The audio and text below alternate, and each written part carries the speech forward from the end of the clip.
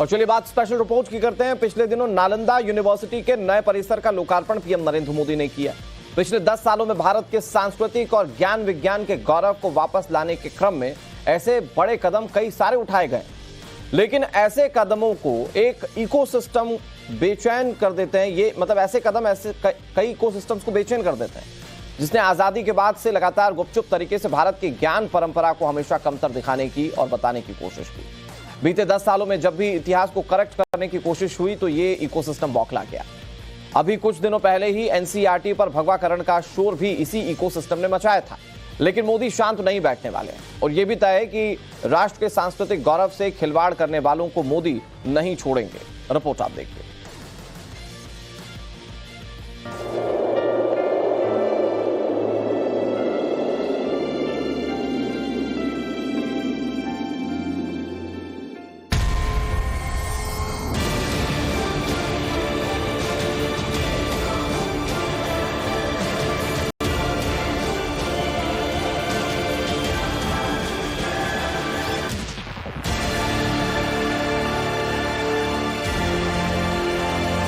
आग की लपटों में पुस्तकें भले जल जाएं, लेकिन आग की लपटें ज्ञान को नहीं मिटा सकती।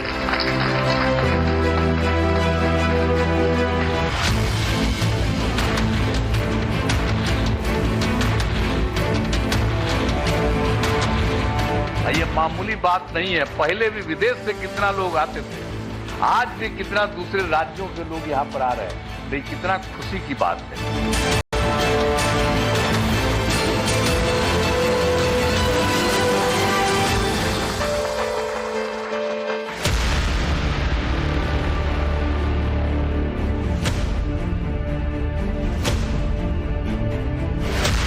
इतिहास कैसा होता है, कड़वा भी और मीठा भी।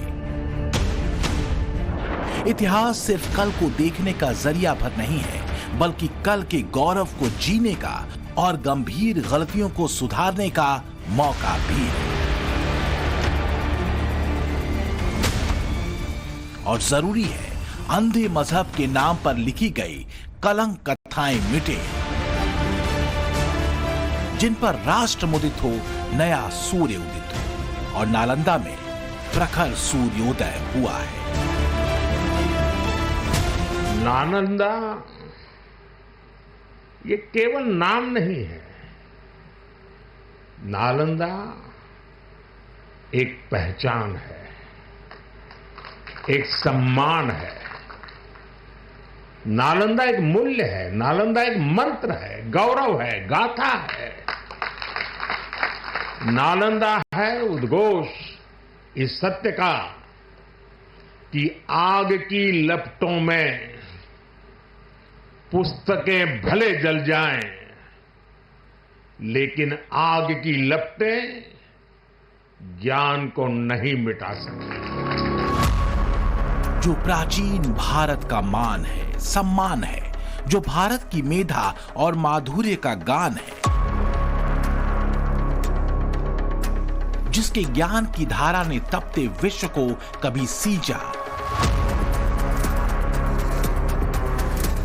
जिसकी प्रज्ञा ने दुनिया को भारतवर्ष की तरफ खींचा, और मर खप चुके धर्मांध बख्तियार खिलजी की छाती को रौंदते हुए नालंदा फिर उठ खड़ा हुआ। प्राचीन नालंदा विश्वविद्यालय के खंडहरों से 20 किलोमीटर की दूरी पर नालंदा विश्वविद्यालय के नए परिसर का उद्घाटन प्रधानमंत्री नरेंद्र मोदी ने 19 जून को किया था। ज्ञान विज्ञान की प्रयोगशाला रही नालंदा विश्वविद्यालय को 12वीं सदी के बख्तियार खिलजी ने तबाह किया था।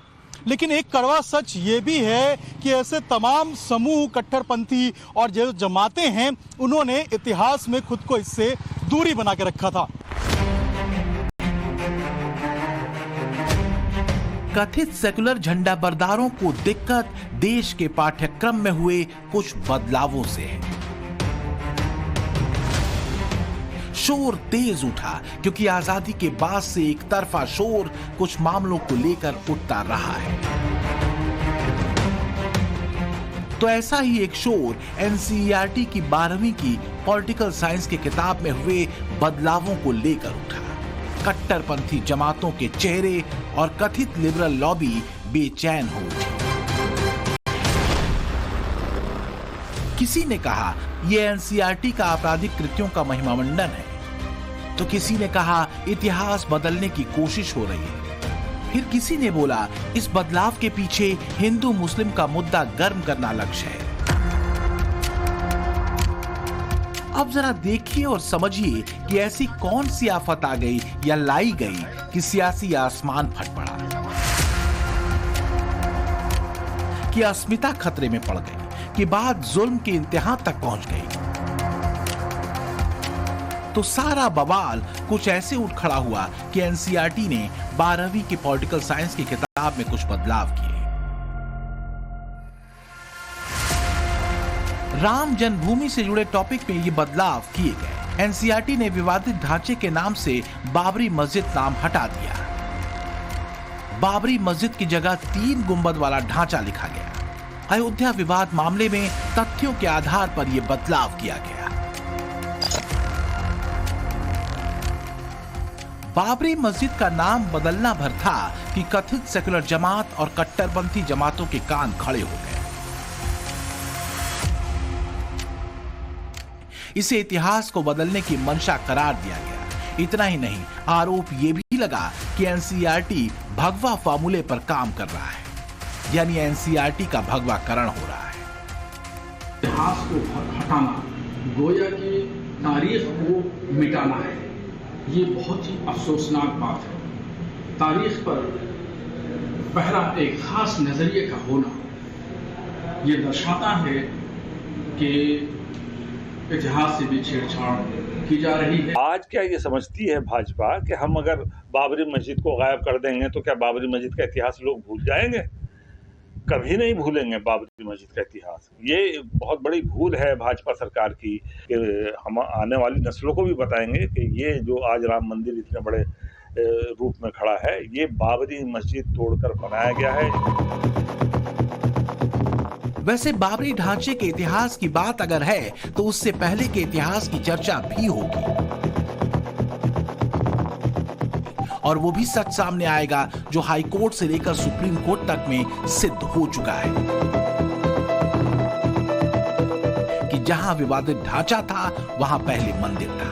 लेकिन दिक्कत ये कि चाहे मजहबी अंधापन हो या वोट बैंक की राजनीति वाली आंखें, वो ये नहीं देख पाती कि अयोध्या से जुड़े अध्याय में बाबरी मस्जिद के नाम पर एनसीईआरटी के बदलाव करने के पीछे वजह क्या थी। विषय विशेषज्ञों द्वारा पाठ्य पुस्तकों का पुनर्निरीक्षण किया जाता है। मैं निर्देश नहीं देता या प्रक्रिया में हस्तक्षेप नहीं करता। नफरत, हिंसा स्कूल में शिक्षण के विषय नहीं है। पाठ्य पुस्तकों का फोकस नहीं होना चाहिए। गुजरात दंगों पर स्कूलों में इतिहास तथ्यों की जानकारी देने के लिए पढ़ाया जाता है, न कि इसे युद्ध का मैदान बनाने के लिए। अगर कोई चीज अप्रासंगिक हो जाए तो उसे बदलना होगा।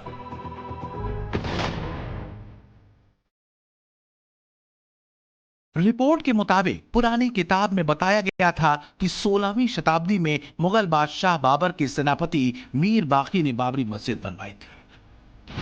अब इसमें बदलाव कर लिखा गया है कि 1528 में श्री राम के जन्म स्थान पर 3 गुंबद वाला ढांचा बना दिया गया।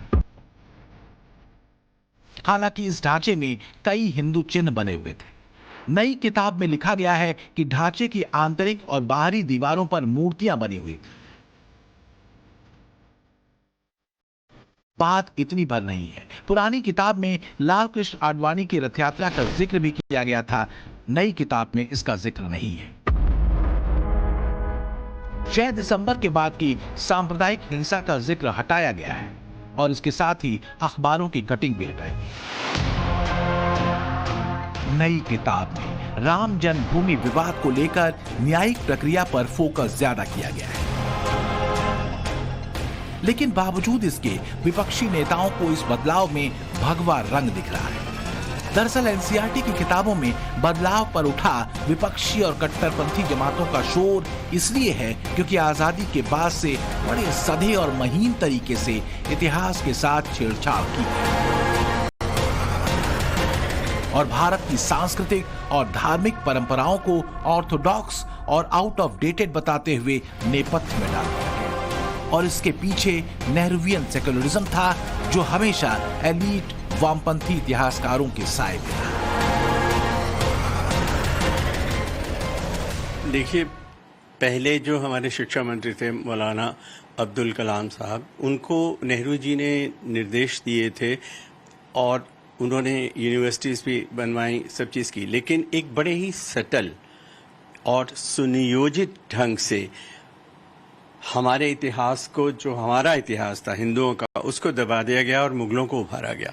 एनसीईआरटी की बुक्स में अगर आप देखेंगे तो पिछली टेक्स्ट में उनके 48 पेज थे मुगल हिस्ट्री पे और 8 थे सिर्फ हिंदुओं के। इनके अलावा सटल रूप से यही कहा गया, ये वामपंथियों द्वारा, कांग्रेस द्वारा, कि हमारा जो इतिहास है, हमारा इतिहास, वो दबाया जाए।